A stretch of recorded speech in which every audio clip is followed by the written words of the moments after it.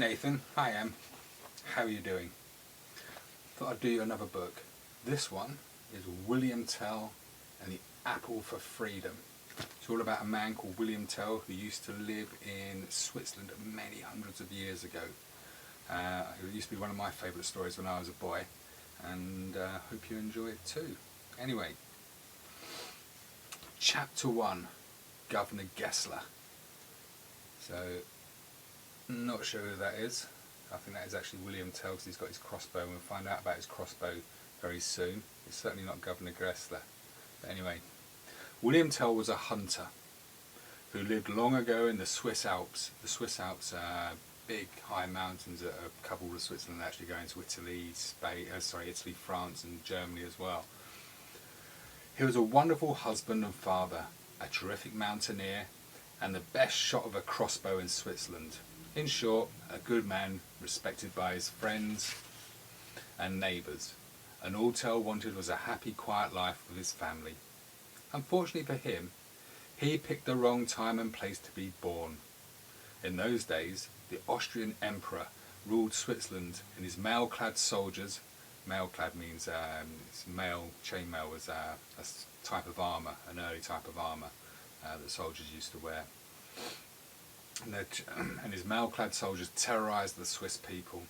They protected the emperor's tax gatherers, who stripped the people of almost everything they had, and those who had protested were put in prison or hanged, their families too sometimes.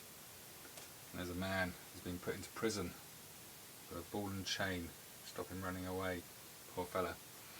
Of course, the rest of the Swiss people, Tell hated the tax gatherers, and some of the things he'd seen the Austrian soldiers doing made him angry. But he wasn't going to put his family at risk, so, hard as it was for him, Tell kept his feelings to himself, and always did his best to stay out of trouble. Always a good idea to try and stay out of trouble. And that's how things might have stayed if it hadn't been for Gessler. Who is this Gessler anyway? Tell asked the neighbour one day. Tell had been hunting up the mountains for a couple of weeks, and since he had been back in his home village, he had heard the name Gessler mentioned more than once. The new governor just arrived from Austria, the neighbours whispered, glancing over his shoulder. He's a friend of the emperor, and he's very, very cruel. He threw a farmer out of his house and took it for himself. He's doubled everybody's taxes, and no one knows what he'll do next. Tell said nothing, but he didn't like the sound of Gessler at all. The New Rule. It's a new chapter called The New Rule. A few days later, Tell decided to go to Altdorf, the nearest town, to buy some provisions. His youngest son, Walter, asked if he could come, and Tell said he could. They set off early. Tell with his crossbow slung over his back and a quiver full of deadly bolts hanging from his belt. When he said goodbye to his wife and other sons, he had promised that they would be back home by dusk. It was a lovely spring drive to Altdorf. Tell soon felt uneasy. There were dozens of Austrian soldiers in the streets, and the Swiss people who were out hurried along, their heads down. "Why does everyone look so worried, Father?" Walter asked. "I don't know," said Tell. "But I don't think we'll stay long." They went into the market square where Tell always bought the family's provisions. The stalls were there as usual, but both buyers and sellers were quiet, subdued. Tell and Walter headed for the first stall they wanted, but to get there they had to pass through an open space in the heart of the square. There's a picture of the chain-clad soldiers in Altdorf. They're the Austrian soldiers who are in Switzerland, protecting the tax collectors. A tall pole at the centre of the space, and perched on top of it was a man's hat, a big, expensive-looking hat decorated with peacock's feathers. And there we go. You can see the cap just over here on top of the pole. We'll find out what that is.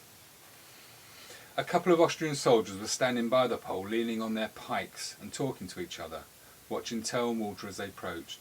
Tell thought it was odd for there to be a hat on a pole in the middle of the market square, but he just shrugged and decided to ignore it. He took Walter's hand and they kept right on walking. Suddenly, the soldiers shouted and came running after them. Tell stopped and turned, making sure that his son was behind him. Walter peeked at the soldiers. They stood glaring at Tell, their pikes lowered and pointing at him. So there we are, there's the pikes being held by the soldiers pointing at William Tell. What's going to happen? You know the new rule, snarled one of them, and you'd better obey it pretty sharpish too, my man, or you'll find yourself in serious trouble. New rule? Said Tell, puzzled. I'm sorry, I've been away for a while. Tell could see that a large crowd was beginning to gather, more soldiers arriving, and the buyers and sellers from the market watching the scene closely. Very well, I'll explain it, the soldier said slowly as Tell was stupid. Everyone who passes through the square has to bow to the governor's hat. Ah, so it's the governor's hat put on the top of the pole, so everyone could bow to it. The new governor thinks you Swiss peasants need to be taught a lesson, said the other soldier. Even his hat is more important than any of you. And there we go, there's a picture of the hat once again, on top of the pole. And a Swiss soldier, an Austrian soldier there. He's probably one of the ones who are being nasty to Tell.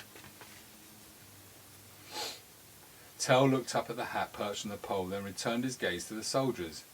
They grinned at each other and then at him. Tell frowned. He knew his safest move would be to obey their rule, but he also knew that the rule was meant to humiliate the Swiss, to make them feel they were nothing. He understood now why everyone in Altdorf looked cowed and beaten. This was the last straw, Tell thought. The Austrians have gone too far. So what are you waiting for, said the first soldier. Let's see you bow. I can't do that, Tell said quietly, his voice steady. No, I won't do that. The crowd murmured in surprise, and grins instantly vanished from the soldiers' faces. They blustered and shook their pikes at Tell, and tried to make him do what they said. But Tell just stood there in front of them, his arms folded, his face set, staring them down with his steely blue eyes. Oh, that's not very nice, these soldiers, not very nice people by the sounds of things. And if the truth was known, this impressive, strong-looking man made the Austrian soldiers feel uneasy. The crowd sensed this, and the murmurs grew. Right then, said the soldier who had spoken first, raising his pike and glaring at the crowds. I think we'll see what the governor has to say about all this. It's unlucky for you that he chose today to visit this rotten little town. My stubborn friend. He'll soon sort you out. Don't let him get away, men. Ooh. The soldier marched off into a large tavern on one side of the square. Several other soldiers moved forward to guard Tell, while the rest formed a cordon round the square facing the crowd, pikes lowered. A few moments later, the first soldier emerged from the tavern, followed by another man. Chapter 3. Gessler's Challenge. Tell knew immediately that the man following the soldier was Gessler. The governor was tall and fleshy, had a mean, arrogant face. Mean, arrogant face and wore rich clothes and lots of golden chains and rings. Gessler kept his cold eyes fixed on Tell as he crossed the square. So I'm guessing this person here at the top must be Gessler, with his chains and his fancy clothes. He stopped in front of Tell, who noticed Gessler had a napkin in one hand and an apple in the other. Yeah, so there we go. He's got the apple in one hand and he's pointing up at the hat. I hate having my lunch interrupted, Gessler said, scowling. It does terrible things to my digestion. Now, why don't you bow to my hat? I just don't want, that's all, said Tell, and scowled back at the Austrian. Well, we can't have that, can we? Said Gessler. Then he turned to the soldier who had fetched him. You know what to do, man, Gessler snapped. Arrest him and don't bother me again. He's only a stupid, ignorant Swiss peasant.